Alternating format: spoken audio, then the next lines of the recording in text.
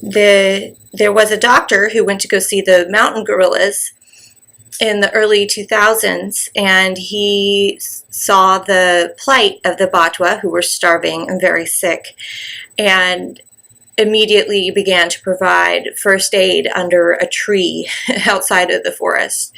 And he returned to the United States, and being a Christian missionary, he saw it as an opportunity to do good. And so he raised funds both through religious organizations and secular, such as through Rotary, and began to build a clinic, which is now a full-fledged hospital. It is very religiously based. There's prayers said every morning, and the Batwa were expected to, or it was hoped that they would become Christians. And when I spoke to them last year, they definitely spoke about being saved, and how their religious beliefs and perspectives had changed. When I first arrived in the Mopan Maya village of Santa Cruz in the southernmost district of Belize, the Toledo district, I was struck by the number of churches. For a population of just over 400, there are 7 churches in Santa Cruz. 3 Baptist churches, a Catholic church, a Pentecostal church, a Mennonite church, and a Nazarene church. Over the course of my research there, I had an opportunity to go to all of the churches and to visit with people that were members of all of the churches. And what interested me was the intersection of heritage and what we call traditional environmental knowledge or practice, and health, and how these things came together, and what, if any, were there differences between folks that attended these different churches in relationship to these different concepts. What I did find is that there were a lot of similarities, that being Maya and being Mopan Maya a lot of times was more important in terms of your practices than being a Baptist or being a Catholic. What I did notice, however, and what people talked about, was some of the important traditional practices to be Maya were those practices that were found only in the Catholic Church. The Catholic Church was the first church to come into this part of Belize, and was the most traditional of the churches. And by traditional, a problematic word, I mean the church that allowed many of Maya practices that existed before the arrival of Catholic missionaries. 2 of these practices stood out over the course of my research. One was the burning of incense, and the other was the practice of playing the marimba, a traditional instrument.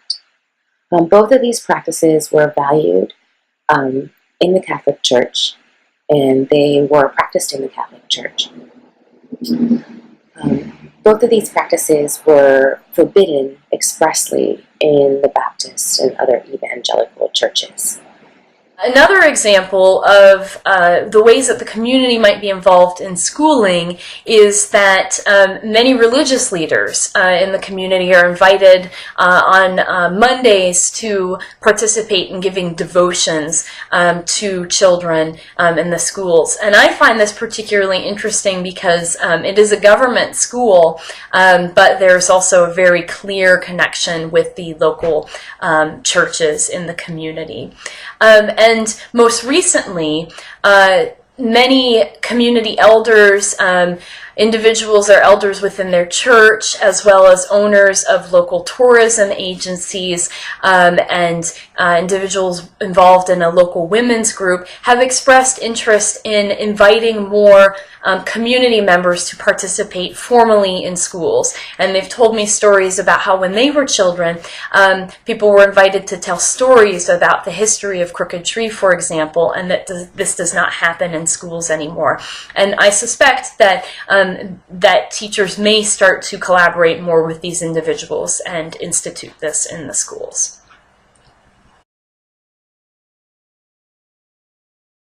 It's important not to overemphasize these differences, but I feel like it's important to recognize that the practices that are being identified by community members as critical to my identity were continued only in the Catholic Church.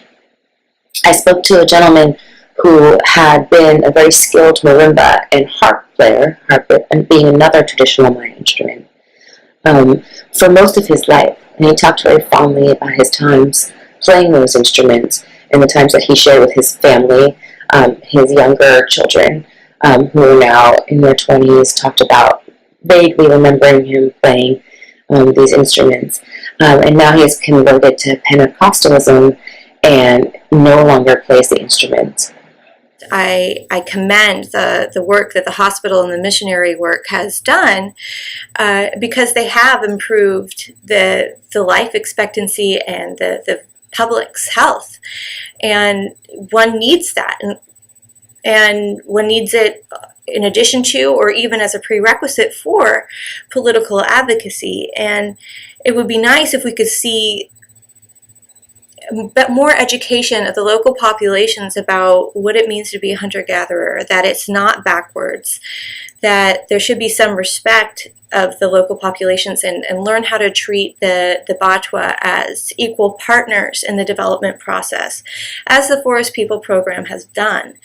Ideally, we'd see the anthropological perspective work in tandem with some of the religious organizations, because our goals aren't mutually exclusive, except for the fact that in exchange for some of the health care and some of the services, the Batwa and local populations are expected to exchange their very souls.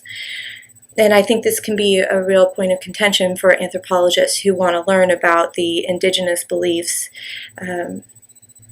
But again, what really matters is the basic life sustaining resources and the quality of life that we're working to maintain for vulnerable populations.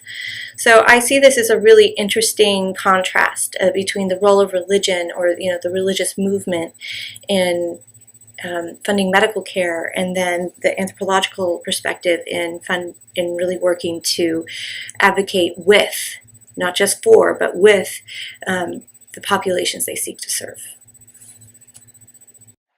There's an overarching group of traditional practices, planting corn, building houses, practicing reciprocity, that it doesn't matter what church you belong to. These things are going to be part of your daily practice in Santa Cruz.